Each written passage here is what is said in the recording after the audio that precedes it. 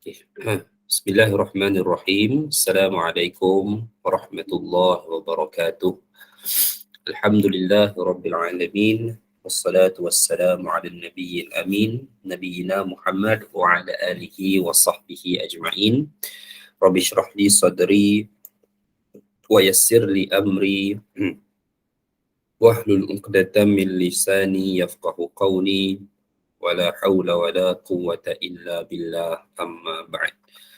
Alhamdulillah, pada tengah hari ini ataupun petang ini kita dapat bertemu. Ya, insya-Allah kita mulakan dengan 13 peserta yang ada dalam grup ini pada waktu ini.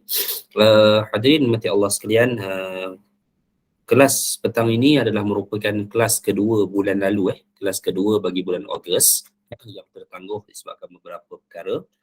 Jadi insya-Allah untuk 2 minggu akan datang, iaitu pada minggu hadapan dan minggu keempat, insya-Allah kita akan adakan kuliah lah berturutan lah, ya, untuk melengkapkan 2 kuliah bagi bulan ini pula. Baik, jadi alhamdulillah insya-Allah kita akan teruskan bacaan tafsir kita pada petang ini. Mohon maaf kalau suara agak sengau sikit sebab saya tak sihat, tapi demam, tapi tak tahu. Alhamdulillah lepas-lepas tengah hari ni rasa macam okey sikit lah. Baik, jadi insya-Allah. Ya, Puan Hazia. Sorry, tertekan. Okey, jadi insya-Allah kita akan teruskan perbahasan kita. Sebenarnya kita masih lagi berada pada ayat yang ke 11. 11 daripada surah Al-Fatah, ya. Okey. Belum. Ayat yang ke-10 tu ada dia punya sambungan dia lah. Iaitu Al-Fatah ini berkaitan dengan kisah. Ialah walaupun perkataan Fatah itu sering dikaitkan dengan Fathu Makkah, pembukaan kota Mekah, tetapi yang lebih tepatnya sebenarnya adalah berkaitan dengan, kalau kita lihat awal 10 ayat awal daripada surah ini menceritakan, ataupun ayat 8 hingga 10 itu menceritakan berkenaan dengan satu perjanjian yang dipanggil sebagai Bai'atul Ridwan. Perjanjian di sebuah pohon bertempat di Hudaibiyah. Ini sebelum berlaku perjanjian Hudaibiyah. Berlaku dulu Bai'atul Ridwan, janji taat setia para sahabat kepada Rasulullah SAW untuk mempertahankan Uthman yang sampai khabar angin kepada mereka bahawa Uthman dibunuh. Okey. Jadi semuanya berjanji setia kepada Nabi SAW untuk mempertahankan Uthman, dan selepas itu baru dapat berita bahawa Uthman sebenarnya selamat. Itu merupakan khabar angin. Lalu apabila musyrikin menghantar utusan mereka bertemu dengan Nabi di Hudaibiyah, maka selepas itu termeterailah perjanjian Hudaibiyah. Baik. Jadi ada beberapa benda yang beberapa nas yang telah pun kita sebut pada pertemuan yang lalu berkaitan dengan mereka-mereka yang terlibat dengan perjanjian Bai'atul Ridwan ini. Kali ini kita baca satu lagi hadis, ya, yang diriwayatkan oleh Imam Muslim, ya, bahawa Rasulullah SAW ada menyatakan, ni kisah alhamdulillah, kisah Abu Zubair yang pernah mendengar Jabir radhiyallahu anhu menyatakan, dia kata, Ummu Mubashir bertutur kepadaku, ia pernah mendengar Rasulullah bersabda dekat dengan Hafsah. Ya, ini maknanya hadis ni Jabir lah sebut sahabat, tapi Jabir pun dia dengar daripada seorang sahabiah, seorang wanita lain yang merupakan sahabat, iaitu Ummu Mubashir, yang dia cakap bahawa Rasulullah satu hari ni ada bersabda kepada Hafsah. Mungkinlah Ummu Mubashir ambil benda ni, word ini, perkataan ini daripada Hafsah, di mana Nabi menyatakan, la yadkhulun nara insyaallah ta'ala min ashabi syajarati alladhi bay'u tahtaha ahadun. Nabi kata, insya-Allah tidak akan masuk neraka seorang pun daripada mereka yang melakukan bai'ah di bawah pohon itu. Maksudnya Bai'atul Ridwan. Qalat, Hafsah tanya. Siapa Hafsah ni? Isteri Nabi, anak kepada Umar. Anak kepada Umar ibn al-Khattab. Qalat, bala ya Rasulullah. Benar, wahai Rasulullah. Fantaharaha, faqalat Hafsah radhiyallahu anha. Ya, mendengar ucapan Hafsah itu, Rasulullah meninggikan sedikit suaranya, Ya. Lalu Hafsah membaca wa im minkum illa wariduha. Surah Maryam ayat 71. Dan tidak ada seorang pun dari kalian kecuali akan melewati neraka. Faham tak maksudnya? Hafsah faham ayat wa im minkum illa wariduha, surah Maryam. Dulu kita lalu dah ayat ni. Okey. Bila Nabi kata tak ada seorang pun daripada mereka yang bai'ah di bawah pokok itu akan masuk neraka, Hafsah dia teringat satu ayat surah Maryam ayat 71. Allah kata wa im minkum illa wariduha, tak ada satu orang pun melainkan mereka akan lalu di neraka.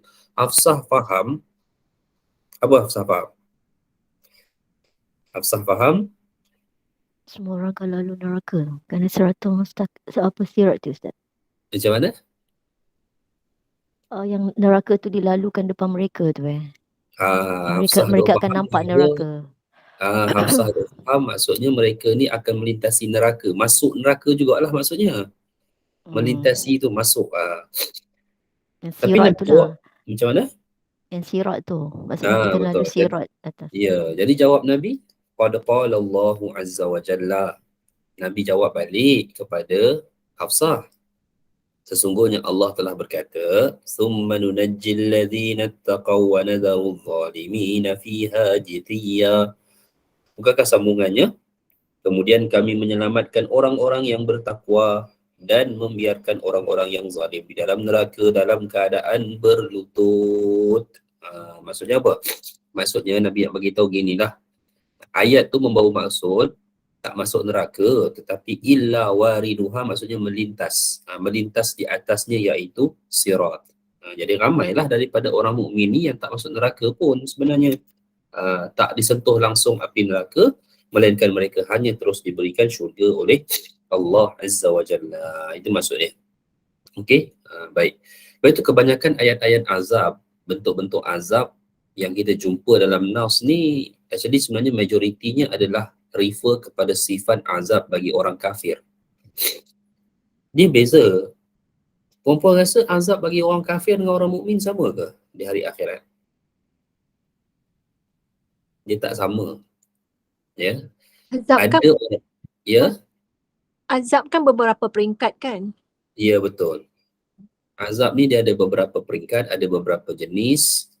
Sudah pasti azab bagi orang kafir dan orang mukmin tak sama. Peringkatnya tak sama. Azab yang paling ringan adalah bagi orang mukmin yang mereka beriman semasa mati, cuma adalah beberapa perkara yang menyebabkan mereka ini diazab terlebih dahulu. Tak solatnya, macam lah dosa lisannya dan sebagainya, zalim orang gitu. Jadi azab terlebih dahulu. Azab mereka sama tak dengan orang kafir? Tak sama. Jadi type of azab tu tak sama, level tak sama, lama tu sudah pastilah tak sama, kerana orang yang beriman akhirnya mereka akan dikeluarkan juga. Bila mereka dikeluarkan daripada neraka, setelah hisab semua makhluk tamat, tak ada seorang pun yang tersisa tinggal, maka Allah perintahkan supaya keluarkan hamba-hambaku yang beriman dari dalam neraka. Sebaik selepas tamatnya semua hisab. Lalu dikeluarkanlah orang-orang yang beriman daripada dalam neraka dan dikeluarkan dalam keadaan hangus. Hangus habis lah. Hitam. Kan orang mati kan, orang Cina mati kan dia bakar kan. Berapa minit dia bakar? Siapa tahu? 20 minit, 25 minit dia bakar. Habis. Tak tinggal apa. Keluar tu jadi abu. 25 minit. Dia ikutlah, kalau dia ada duit dia bakar lah. Kalau dia tak ada duit, di China ni kalau dia ada duit banyak dia bakar. Kalau dia ada duit banyak dia tanam. Kalau dia tak ada duit banyak dia bakar. Sebab kalau bakar dia tak perlu keranda, dia tak perlu beli lot tanah tu. Saya ingat minimum pun 20,000 kot sekarang ni, tak tahulah untuk tanam China. Pesan je lah kat mereka kawan-kawan tu masuk Islam je lah, senang. Tanam free je, tak payah ni. Tak payah keluar belanja banyak-banyak. Gitu. Baik. Okey. Kemudian riwayat lain juga daripada Jabir menyebutkan ada seorang hamba milik Hatib bin Abi Balta'ah datang kepada Rasulullah menceritakan perihal Hatib ni. Ia berkata, Hatib ni kena ada. Hatib ni ada satu cerita dia berlaku pada dia lah. Rasulullah nak pergi perang dengan musyrikin, dia pergi pecah rahsia kepada musyrikin. Dia pergi pecah rahsia kepada musyrikin, dia tulis surat, dia utuskan satu orang wanita untuk pergi ke Mekah bagi surat ni kepada pembesar Mekah. Okey, perbuatan pecah rahsia Rasulullah dan Islam di Madinah kepada musyrikin, tapi diampunkan oleh Allah. Akhirnya Hatib bin Abi Balta'ah ini, dia ada satu orang hamba dia mengadu tentang dia kepada Nabi. Hamba dia kata, ya Rasulullah, Hatib ni pasti dia masuk neraka. Hamba dia kata. Kemudian Rasulullah bersabda, kazabta la yadkhuluha fa innahu syahida badran wal hudaibiyah. Nabi kata, Nabi kata apa? Nabi kata, Nabi kata tipu. Engkau telah dusta, kata Nabi. Tidak akan masuk neraka. Siapa tidak ni? Hatib. Hatib ni tak akan masuk neraka, kata. Hatib ni tidak akan masuk neraka, kata Nabi. Fa innahu syahida badran wal hudaibiyah. Kenapa? Kerana dia turut serta dalam peperangan Badar dan juga perjanjian Hudaibiyah. Apa Nabi maksudkan tu? Nabi maksudkan orang yang menyaksikan perang Badar, masuk perang Badar dan Bai'atul Ridwan dan Bai'ah Hudaibiyah ni, mereka tak akan masuk neraka. Begitu. Walaupun hamba dia kata Hatib ni pasti masuk neraka. Ada riwayat kata sebabkan dia pecah rahsia Madinah tadilah. Pecah rahsia umat Islam nak attack kota Mekah. Baik. Okey. Okey, habis insya-Allah. Okey, sekarang ni kita lihat ayat 11 hingga 14. Di mana di sini ada menceritakan berkenaan dengan alasan bohong, dusta orang-orang yang tidak turut serta dalam peristiwa Hudaibiyah serta ancaman Allah Ta'ala. Baik. Saya bacakan insya-Allah ayat yang ke-11 terlebih dahulu. A'udzu billahi minasy syaithanir rajim. سيقول لك المخلفون من الأعراب شغلتنا أموالنا وأهلنا فاستغفر لنا يقولون بألسنتهم ما ليس في قلوبهم قل فمن يملك لكم من الله شيئا إن أراد بكم ضرا أو أراد بكم نفعا بل كان الله بما تعملون خبيرا. Allah menyatakan dalam ayat yang ke-11 surah Al-Fatah, orang-orang Badui yang tertinggal, yakni yang tidak turut dalam perjanjian Hudaibiyah, akan mengatakan, harta dan keluarga kami telah memerintangi kami, maka mohonkanlah ampunan untuk kami. Mereka mengucapkan dengan lidahnya apa yang tidak ada dalam hatinya. Katakanlah, maka siapakah yang dapat menghalangi kehendak Allah jika dia menghendaki kemudaratan bagi kamu, atau jika dia menghendaki manfaat bagi kamu? Sebenarnya Allah Maha mengetahui apa sahaja yang kamu kerjakan. Baik. Jadi dalam ayat ini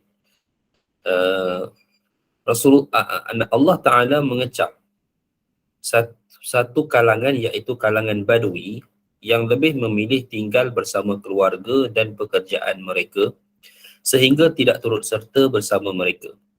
Mereka beralasan kerana disibukkan oleh pekerjaan dan keluarga, maka mereka minta Rasulullah agar mengampunkan mereka. Baik. Ada kasta ke dalam kalangan sahabat ni? Susah. Kita nak kata ni, takut benda ni macam benda sensitif lah. Kita ni Malaysia ni, kita bahagi-bahagikan orang. Kan, kita bahagikan yang ni B40, yang ni M40, yang ni 220, T20. Jadi dekat situ ada gap dia lah. Walaupun pembahagian asal ini sebenarnya pembahagian kepada sosioekonomi rakyat itu sendiri, tapi lately dia dah berubah kepada satu benda yang lain. Saya ingat perempuan pun semua maklum lah, dia dah berubah kepada sentimen sikap, mentality. Sebab tu dekat Facebook ada grup, ada satu grup tu B40 buat hal apa hari ni. Ini tak tahulah siapa yang pergi buat grup tu, kan? Jadi ramailah orang-orang yang, sebab dia benda ni dia subjektif kan. Bila sebut B40, siapa yang meletakkan diri dia B40? Okey, dia sendirilah yang tahu dia punya pendapatan tu. So kalau orang kecam B40, adakah seseorang yang berpendapatan B40 tu dia nak terasa dengan apa ni? Dengan status itu. Baik. Dia macam ni lah. Kalau kita tengok zaman Nabi SAW, dia ada satu golongan Badui. Okey, Badui ni memang kita tak nafilah, mereka ni golongan bawahan. Golongan yang dia ada cara mentality dia sendiri. Dan kalau kita nak kata mereka ni ada rekod yang buruk, ya, kita tak boleh nafikan. Sebab dalam kisah ayat yang kita baca ni pun, mereka memang ada satu rekod yang buruk. Bahkan selepas kewafatan Nabi SAW, mereka antara golongan-golongan yang banyak buat hal jugalah selepas Nabi wafat. Okey, kerasnya mereka, sikap mereka, apa lagi, hatta semasa Uthman dibunuh pun majoriti yang keluar memberontak itu adalah orang-orang Badui. Okey, walaupun tak dinafikan zaman Nabi ada pujian kepada beberapa individu dari kalangan Badui, tak dinafikan. Tetapi dalam surah Al-Hujurat yang pernah kita baca, qalatil a'rabu amanna qul la tu'minu walakin qulu aslamna. Allah kecam orang Badui yang menyatakan mereka telah beriman, sedang Allah kata mereka belum beriman, tetapi katakanlah, ya, katakanlah apa? Qulu aslamna, kami sudah Islam. Bahkan mereka ini pernah menyatakan bahawa kami berjasa kepada Allah Ta'ala kerana bila kami masuk Islam, agamanya semakin kuat di atas muka bumi ni. So kita ni Badui ni, so kita ni dah berjasa pada Allah Ta'ala, kata mereka. Baik. Sedangkan qul la tamunnu alayya islamakum balillahu yamunnu alaikum an hadakum lil iman. Janganlah duduk perasan macam tu. Orang Kelantan bagi koya lah, koya. Duk khayal, koya tu khayal lah. Janganlah duk khayal rasa macam tu. Sebaliknya Allah Ta'ala lah yang berjasa kepada kalian kerana memberikan kamu hidayah. Ini cerita Badui. Okey. Zaman mutaakhir kita ni pun, Badui ni pun memang problem. Siapa tahu apa cerita Badui lately? Badui sekarang kaya raya. Badui sekarang jadi raja. Sudah. Raja mana pula? Membina bangunan. Ha? Membina bangunan tinggi-tinggi tu. Kita tengok UAE tu. UAE tu, itu Badui asal tu, raja dia tu, pemerintah dia tu. Kita masuk Saudi. Saudi tu raja dia tu Badui. Golongan Badui tu. Badui daripada Najat. Raja dia. Negara teluk macam UAE, Dubai yang hancur, rosak dengan apa ni, ialah pembangunan satu hal lah, tapi kerosakan dia tu maksima. Ya, apa yang barat ada, dia nak ada. Itu Badui. Badui jugalah yang akhirnya di akhir zaman kita ini menjadi kepala kepada kerosakan, khususnya di tanah dan juga di bangsa, di kalangan bangsa Arab. Ni Allahu alam lah. Begitulah mungkin. Sejak zaman Nabi lagi ada kecaman-kecaman yang Allah telah letakkan ke atas golongan ini. Mengapa? Sebab hari ni kalau kata Badui, dia bukan lagi taraf ekonomi. Walaupun ada lah Badui-Badui yang masih lagi hidup primitif tu ada, bukan tak ada, duk nomad pindah-pindah tu memang ada lah. Tapi itulah, siapa sangka sebahagian besar Badui pada hari ini bahkan sudah menguasai menjadi pemerintah negara pun pada zaman ini. Okey. Baik. Sambung. Ada soalan?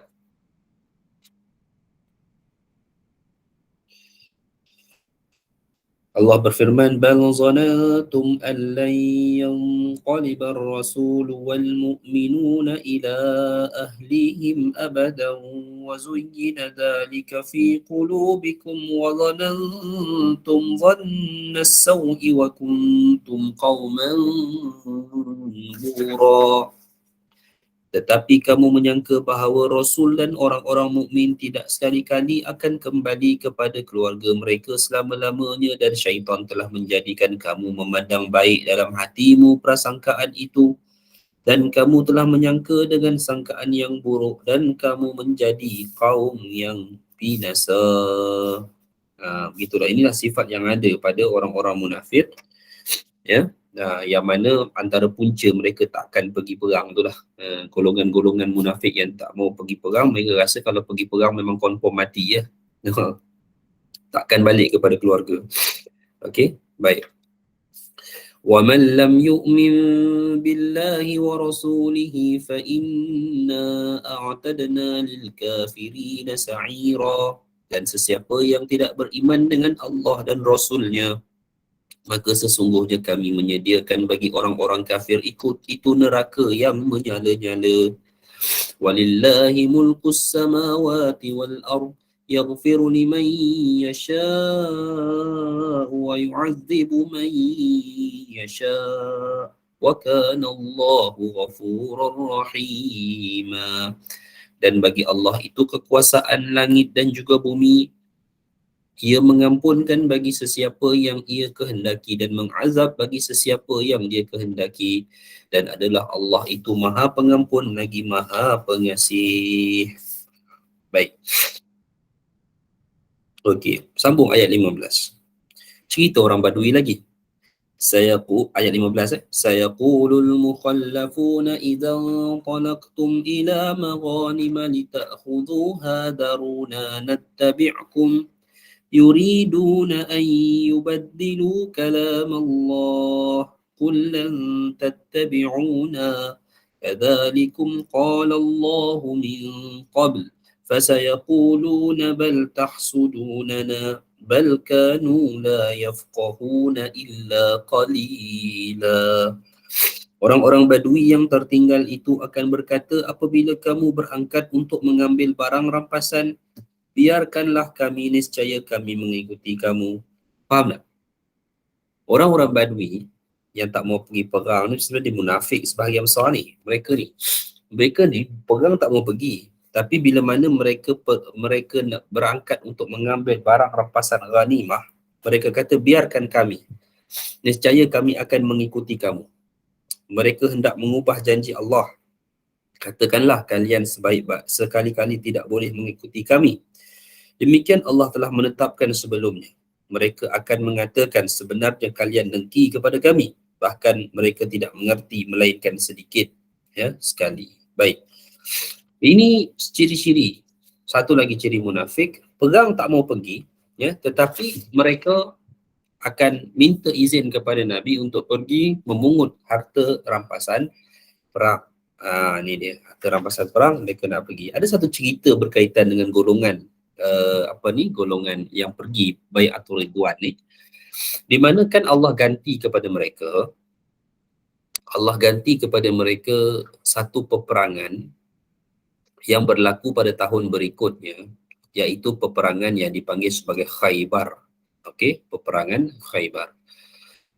Peperangan Khaybar ni, tuan-tuan, perempuan sekalian, apa kelebihan perang ni?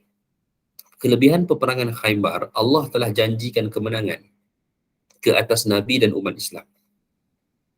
Okey, Allah dah janjikan kemenangan ke atas Nabi dan umat Islam. Itu perang Khaybar. Jadi, apa status orang-orang Badui tadi pada waktu itu? Mereka nak ikut, mereka nak pergi. Mereka yakin sebenarnya dengan janji Nabi, janji Allah dan Nabi itu. Mereka tak nafikan, mereka tak ingkari pun. Jadi mereka nak pergi pada waktu itu. Sebab apa? Sebab Rasulullah sudah janjikan kemenangan untuk kaum muslimin. Tetapi Rasulullah izinkan? Tidak. Ayat kita baca tak boleh, mereka tak boleh pergi. Sebab peruntukan peperangan Khaybar hanya Allah bagi kepada mereka yang menyertai Bai'atul Ridwan itu. Itu dia.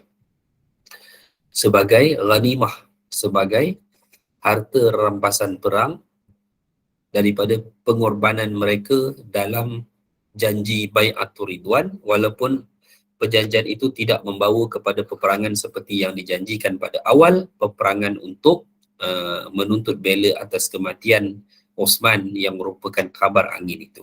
Okey? Baik. Okey. Ada soalan?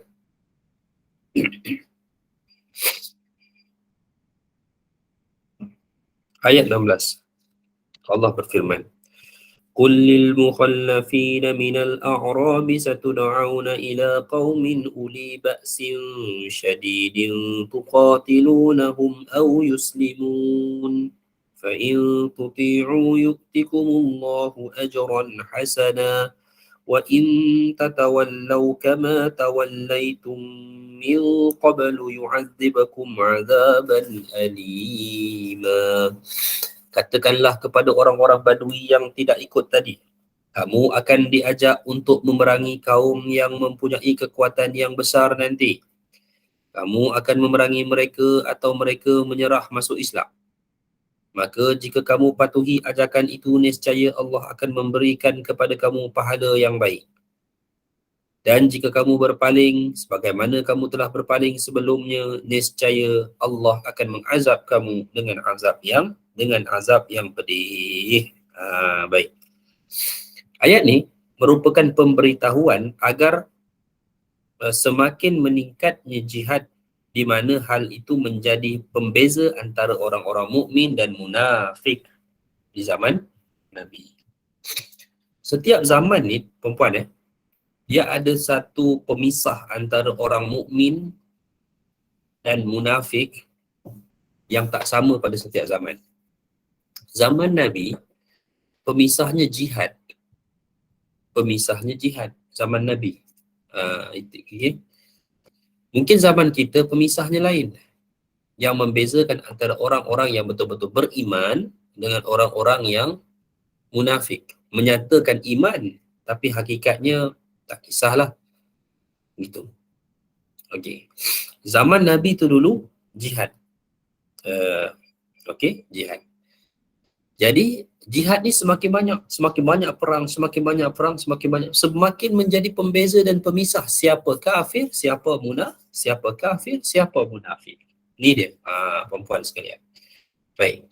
Jadi kita tengok di sini, bila mana Allah kata kamu akan diajak kepada satu peperangan yang lebih besar nanti. Okey. Apa dia kekuatan itu? Pendapat pertama menyatakan mereka adalah kaum Hawazin. Maknanya kaum Hawazin ni perang apa? Kaum Hawazin adalah perang dengan penduduk Taif. Perang dengan penduduk Taif. Sebab apa? Sebab selepas pembukaan kota Mekah berlaku pada 8 Hijrah, bulan Ramadan. Okey. Selepas tu berlaku perang Hunain. Perang Nabi di lembah Hunain dengan penduduk Taif. Dan selepas daripada tu, Taif ni tak jatuh, melainkan Nabi kepung Taif selama 1 bulan.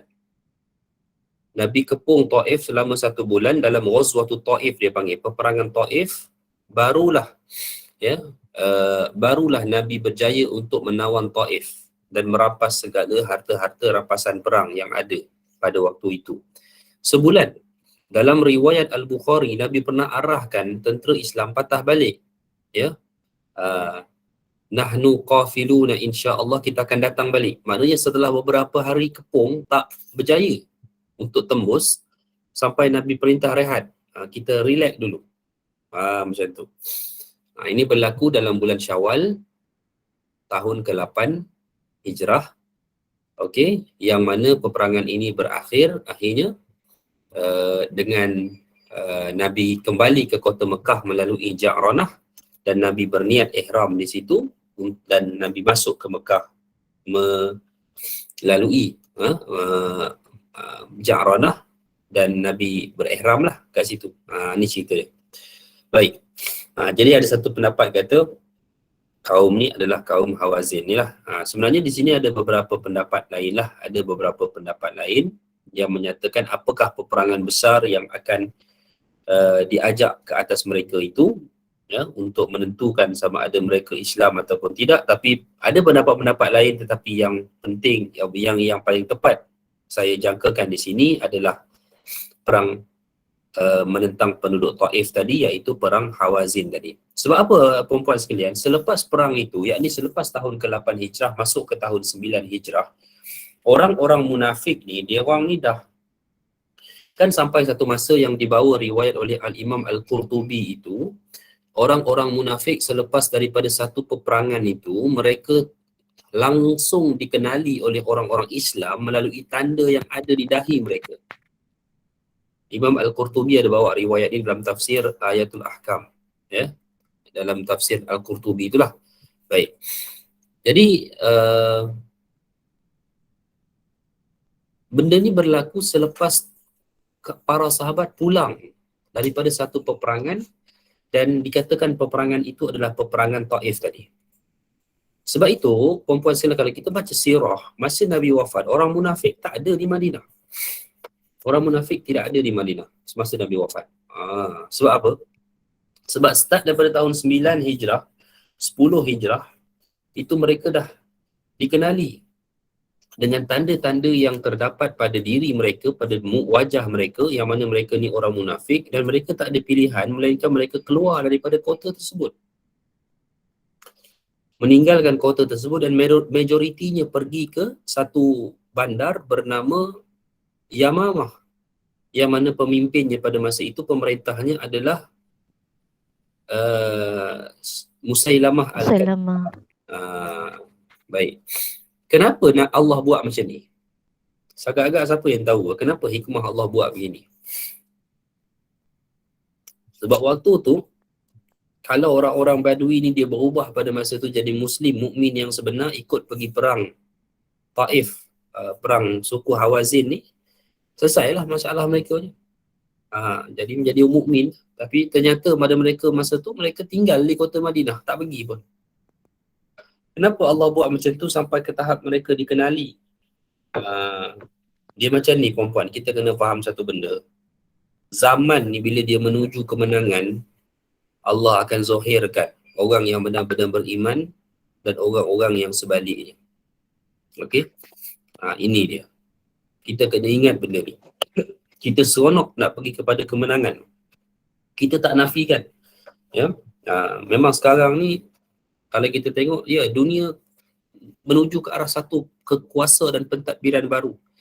Ya. Mati Elizabeth ni habis lah. Tak ada dah lah lepas ni. Kalau kita tengok, kita tunggu je lah lepas ni. Dia ada satu great reset sebenarnya selepas daripada kematian Elizabeth ni. Dia akan membawa kepada satu reset kuasa rasmi Yahudi, terutamanya di Timur Tengah. Kan? Tapi benda ni tak jadi. Ya, InsyaAllah memang tak jadilah. Bahkan Allah reset balik kekuasaan dunia ini kepada kaum muslimin. Allah beri kemenangan. Tetapi sebelum sampai kepada kemenangan tu, kita akan tengok betul-betul siapa hak mukmin, siapa munafik. Siapa sangka lately kita tengok betapa dahsyatnya pemerintah Arab Saudi, yang selama ni kita sangkakan mereka ni, ya, menjaga baik Mekah dan Madinah. Ya. Tapi kenapa lately jadi macam ni? Siapa sahaja para ulama yang menentang agenda liberal mereka, hiburan mereka, ditangkap, dipenjarakan, bahkan boleh menyebabkan mereka dihukum bunuh, dihukum mati. Allah zahirkan akhirnya benda-benda ni ada di mati Allah sekalian. Sebelum apa? Sebelum kemenangan. Kerana kemenangan Islam tak boleh dicapai dengan bersepahnya orang-orang munafik dalam kalangan kaum muslimin. Begitulah Allah buat di kota Madinah dulu. Sebelum Allah wafatkan Nabi, yakni Nabi meninggalkan umatnya, Nabi meninggalkan kota Madinah walaupun jasad Nabi tetap utuh di dalam kota Madinah. Allah akan make sure, Allah akan pastikan yang Madinah itu akan terus terpelihara dengan disingkirkan orang-orang munafik daripada kota tersebut. Begitu. Sebab itulah akhirnya keluar belaka orang-orang munafik, tinggallah orang-orang yang betul-betul beriman. Dan semasa kewafatan Nabi SAW, kota Madinah langsung tidak terkesan dengan golongan munafik, kerana golongan murtad, kerana murtad tidak berlaku sama sekali di kota Madinah, kerana orang-orang munafik keseluruhannya telah keluar daripada kota Madinah. Baik, ni kisah dia. Ada soalan?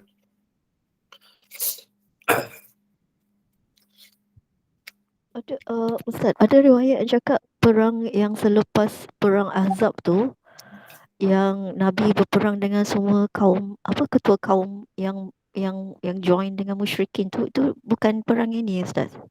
Itu different perang Tak jelas sekali lagi. Perang?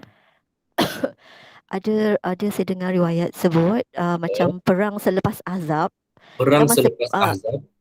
perang Ahzab tu macam kaum musyrikin dengan Yahudi kan dia ni kan Gabung. dia bergabung dengan Okey. ketua kaum Kabilah. Arab kabilah. Okey. So ini ke perang yang Ustaz sebut tu ke bukan? Ni different kind of perang Bukan. Oh, Perang lain tu adalah perang menentang suku Hawazin. Hawazin ni penduduk Taif.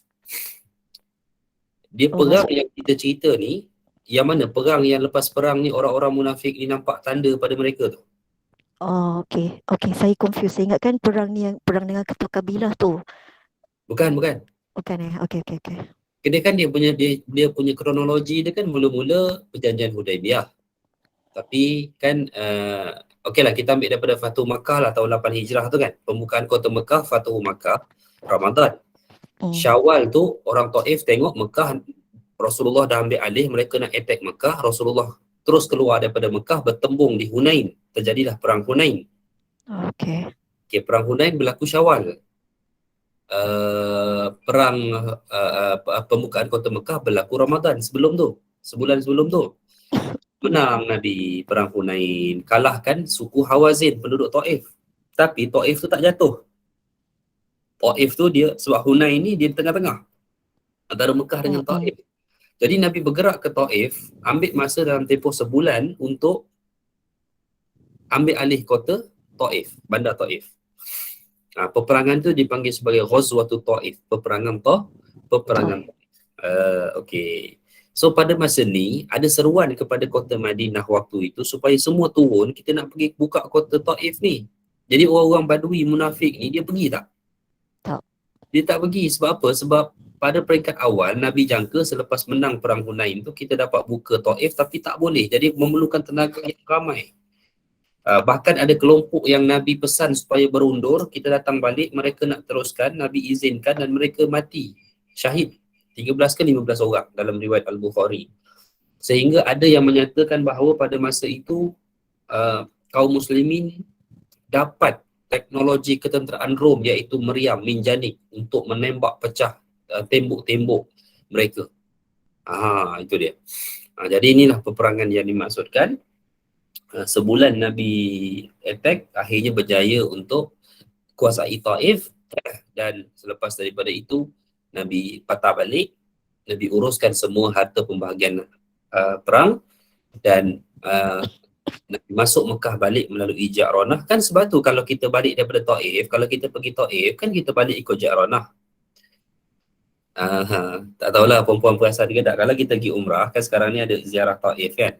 Ada ziarah Taif. Jadi kalau kita pergi ke Taif, daripada Mekah tu kita akan pergi ikut Ja'ranah. So kita akan balik pun ikut Ja'ranah jugalah. Kat situlah Nabi akhirnya berihram dan masuk kembali Mekah dengan melakukan umrah. Okey, baik.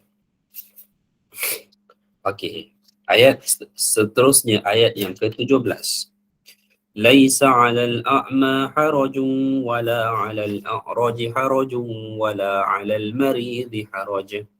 Wa man yuti'illaha wa rasulahu yudkhilhu jannatin tajri min tahtihal anhar.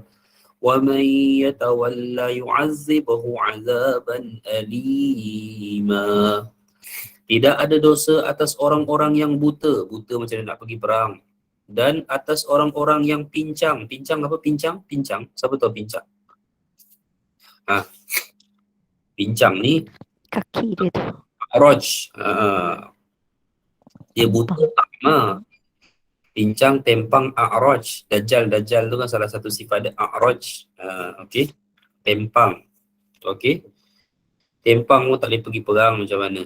Dan atas orang sakit boleh izin, demam panas, demam kuat, COVID apa semua, tak boleh pergi perang. Dan sesiapa yang taat kepada Allah dan Rasulnya, niscaya Allah akan memasukkannya ke dalam syurga yang mengalir di bawahnya sungai-sungai. Dan sesiapa yang berpaling, niscaya akan diazabnya dengan azab yang amat pedih. Okey, ini adalah merupakan satu hukum uzur syar'i untuk tidak turut berjihad dan perintah untuk taat. Baik. Jadi siapa yang tak pergi perang ni? Siapa yang tak pergi perang ni, kita kena faham lah. Ya, peperangan ni ada bentuk yang Nabi tak memerlukan semua orang.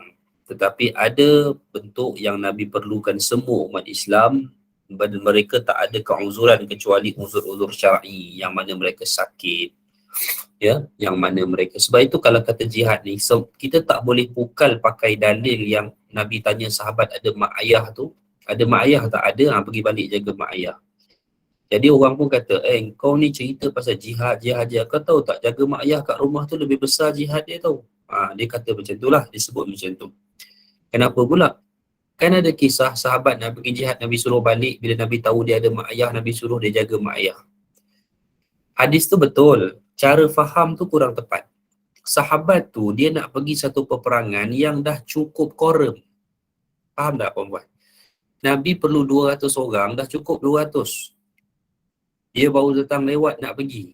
Tapi bagusnya dia minta izin Nabi, dia tak pergi curi-curi. Sebab kalau dia pergi curi-curi, kalau mati nanti, Nabi tengok dia tak ada dalam senarai jihad, tak ada dalam list. Tak kira jihad dia.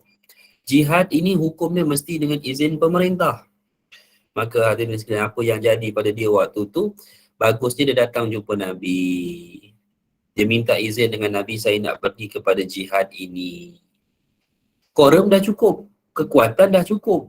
Sebab tu Nabi tanya dia, kamu ada mak ayah tak di rumah? Ada.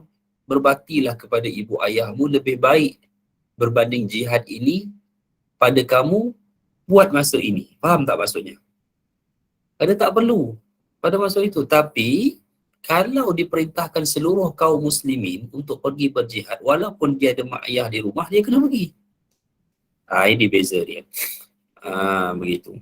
Macam tentera kita lah, mereka telah memikul tanggungjawab sebagai angkatan bersenjata. Bila ada jihad, mereka kena pergi. Tak boleh mereka jadikan alasan saya ada mak ayah kat rumah. Macam mana pun mereka kena cari pengganti untuk menjaga mak ayah mereka, kerana pada masa itu pemerintah ataupun negara memerintahkan dia untuk pergi mengangkat senjata, mempertahankan negara dan umat ini.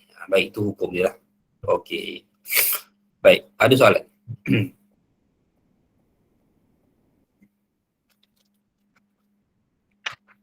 Jadi insya-Allah hadirin mati Allah sekalian, ya. Ayat yang terakhir untuk kita pada petang ini 18 dan 19, Allah berfirman, laqad radiyallahu 'anil mu'minina idh yubayyi'unaka tahta asy-syajarati fa'alima ma fi qulubihim fa'anzala as-sakinata 'alaihim wa asabahum fathan qariba. Sesungguhnya Allah telah reda terhadap orang-orang mukmin ketika mereka berjanji setia kepadamu di bawah sepohon pokok. Baik, atau Ridwan tadi yang kita dah ceritakan di awalnya. Maka Allah mengetahui apa yang ada dalam hati mereka, lalu menurunkan ketenangan atas mereka dan memberi balasan kepada mereka ke atas kemenangan yang amat dekat akan waktunya. Dan Allah dah janji pun dalam ayat ini, wa asabahum fathan qariba.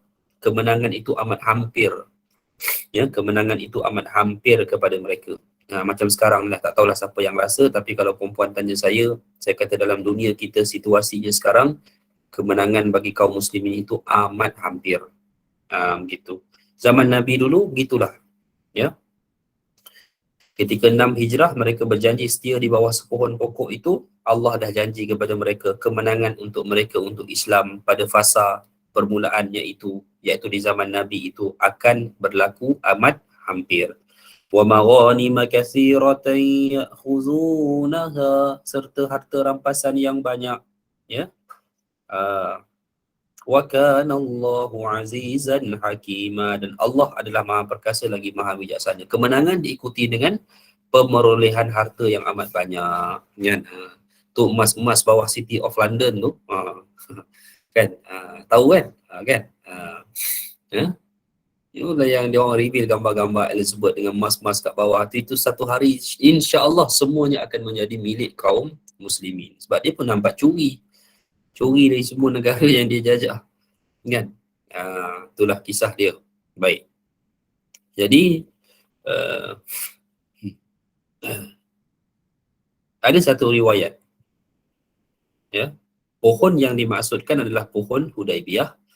Al-Imam Bukhari bawa satu riwayat, ya, dari Tariq bahawa Abdul Rahman radhiyallahu anhu berkata, aku pergi untuk haji. Lalu aku melewati sekelompok orang yang tengah salat. Aku bertanya, masjid apa ini? Mereka menjawab, inilah pohon di mana Rasulullah melakukan bai'atul ridwan. Okey. Kemudian aku mendatangi Sa'id bin Musayyib dan aku memberitahu peristiwa itu. Sa'id berkata, ayahku menceritakan kepadaku, ia adalah salah seorang yang berbai'ah kepada Rasulullah di bawah pohon dulu. Ayahku berkata, ketika kami pergi haji tahun berikutnya, kami lupa di mana tempat tersebut sehingga kami tidak lagi mampu menemukannya. Sa'id bin Musayyib berkata, para sahabat Rasulullah tidak mengetahui di mana tempat itu, tapi kalian mengetahuinya. Kalau begitu kalian mengaku lebih tahu dan itu mustahil. Faham tak perempuan? Sekarang ni kalau kita pergi ke Hudaibiyah, kita nampak masjid tempat orang Malaysia pergi niat tu, itu bukan tempat dia. Kerana cerita kawasan pokok tu diorang lupa dah pun. Kawasan tu lapang sebenarnya. Kawasan tu lapang dan kawasan tu boleh dikatakan mereka lupalah. Ya. Kat manakah tempat yang spesifik, dan ini dinyatakan oleh orang yang terlibat sendiri pun dalam perjanjian itu. Jadi kat mana tempatnya itu wallahu taala alam, ya. Sebabnya kenapa? Sebabnya di zaman Umar Ibn Khattab, Umar dah tebang pohon tu. Dah tak ada dah. Dah tak ada dah, habis dah, demolish terus. Sebab apa? Sebab pada waktu itu ada pula orang yang kreatif, dia pergi ke pokok tu dan berdoa. Berdoa tu kepada Allah, tapi sengaja dia cari tempat pokok Hudaibiyah tu untuk berdoa. Sedangkan Islam tidak menuntut hal-hal seperti itu. Jadi menyebabkan akhirnya orang pun lupalah kat mana pohon tu, di mana tempat tersebut, dan yang tinggal hari ini adalah satu kawasan yang dibina masjid di sebuah tempat bernama Hudaibiyah, tapi itu bukanlah tempat asal kepada peristiwa dan kejadian tersebut. Okey, dan ini lebih baik bagi menyelamatkan akidah orang Islam. Okey. Baik, ada soalan tadi. Kemenangan Islam akan berlakunya di Baitul Maqdis, yakni di Syam, ya. Ya, di sinilah titik permulaan kemenangan kaum muslimin. Akan berlaku satu peperangan Syam yang akan membebaskan bumi Syam, membebaskan Syria, membebaskan Palestin, dan akan berlakunya pemerintahan kaum muslimin di atas tapak Baitul Maqdis. Itulah titik permulaan kepada kemenangan kaum muslimin, dan ini juga menjadi gerbang pintu pertama kita memasuki fasa peristiwa-peristiwa besar sebelum menjelang hari kiamat. Wallahu a'lam. Baik. Habis hadirin sekalian. Jadi insya-Allah tak ada soalan. Ya, sila. Assalamualaikum Ustaz. Assalamualaikum. Kalau daripada Ustaz cerita, kita dengar golongan Badui, dia orang rough, dia orang macam rough groups kan Ustaz kan? Betul. Rude kind of attitude. Ya. Nama Rasulullah ada tak dia menjadi sahabat dan menjadi alim, dan kita boleh kata macam jadi ulama lah Ustaz during Rasulullah punya time, dan juga pada masa sekarang ni macam selalunya kita selalu sebut Syekh Yusuf Dawi, this kind of people. Ada tak yang sekarang juga yang dia daripada kaum Badui menjadi tokoh ulama ke apa ke Ustaz? Yang zaman Nabi puji ada, tapi sampai ke tahap tu tak adalah. Sampai ke tahap jadi ilmuwan zaman Nabi, tokoh tak ada. Ya. Yang Nabi puji ada. Nabi pernah cerita pasal syurga. Dia tanya Nabi, kami ni, Nabi cerita pasal syurga ada pertanian. Dia tanya Nabi, macam mana kami orang Badui yang tak pandai bertani ni nanti macam mana dalam syurga? Nabi gelak lah. Nabi kata macam benda tu ialah Allah tahulah nak buat macam mana, tapi itu menunjukkan kesungguhan mereka nak syurga. Secara individunya dia mendapat pujian daripada Nabi. Tapi dari segi adakah tokoh jadi ilmuwan dan perikot hadis ke apa, tak ada. Memang kita tak dengar lah. Okey, itu satulah. Zaman kita ulama daripada kalangan Badui. Susah nak kata sebab umat Muhammad ni dah ramai. Tapi entahlah, saya nak kata ada pun dia macam ni sebab Badui sekarang pun dah tak macam dulu. Sebab tu saya kata yang tinggal Badui hari ni, yang nomad masih ada. Pergi ke Jordan masih ada, pergi ke Saudi masih ada golongan nomad tu. Tapi sebahagian Badui juga jadi bangsawan hari ni. Itulah bila Ustaz kata dia orang dekat Dubai, dekat Abu Dhabi semua tu yang kaya-kaya Malayana. Tapi dah jadi kaya Malayana ni tak adakah daripada dia orang menjadi ulama ke apa ke? Tak tahulah, yang tu saya tak adalah maklumat yang jelas. Kalau saya kata tak dan ya pun saya tak ada maklumat yang jelas tentang silsilah ulama-ulama yang ada dari keluarga Badui tu. Tapi kalau dalam kalangan pemerintah, ya, Saudi tu Badui, Saud tu. Oh, okey. Dan keluarga keluarga Dubai tu keluarga apa nama dia? Keluarga apa nama raja dia? Tahu Ustaz. Family keluarga dia tu itu Badui. Di Dubai tu. Di Dubai tu raja UAE. Dia beza lah dengan raja Qatar. Qatar tu Bani Tamim. Oh, okey. Bani Tamim tu bangsawan Bani Tamim. Kalau Jordan tu memang keturunan Nabi lah. Lain. Dia orang, sebab tu kalau kita tengok macam Jordan tu, kalau kita tengok kan dia punya karakter pun lain, dia cara dia berucap pun lain. Kan? Dia ada satu orang sepupu kepada raja sebelum tu, Jordan tu. Sebelum ni kan Raja Hussein kan. Raja Hussein bin Talal. Dia ada Raja Hussein bin Talal. Dia ada anak saudara dia. Anak saudara dia nama dia Prince Ghazi bin Muhammad bin Talal. Dia ni nak kata walaupun dia keluarga diraja, tak semua keluarga diraja ni teruk. Dia ni sampai ke tahap boleh tulis buku. The Thinking Person Guide to Islam apa tajuk dalam bahasa Inggeris. Tentang macam mana nak bawa orang petunjuk kepada Islam. Itu dari segi keluarga tu, mungkinlah itu maknanya bakat yang dia warisi daripada keluarga dia. Gitu. Kita tak pukal, tapi realiti je begitulah. Dan memang yang menjadi masalah kepada bangsa Arab hari ni pun memang daripada silsilah Badui. Sebab tu kita tengok raja Dubai tu hitam kulit. Itu memang asal dia daripada family tu lah. Wallahualam. Baik. Okey, jadi insya-Allah hadirin sekalian, kita sambung minggu hadapan pada ayat seterusnya, iaitu ayat 20 hingga 24. Wallahualam. Sekadar ini dulu. Aqulu qawli hadza wa astaghfirullah. Assalamualaikum warahmatullahi wabarakatuh. Waalaikumsalam. Ustaz. Waalaikumsalam warahmatullahi wabarakatuh. Jazakallah khairan. Terima kasih Ustaz.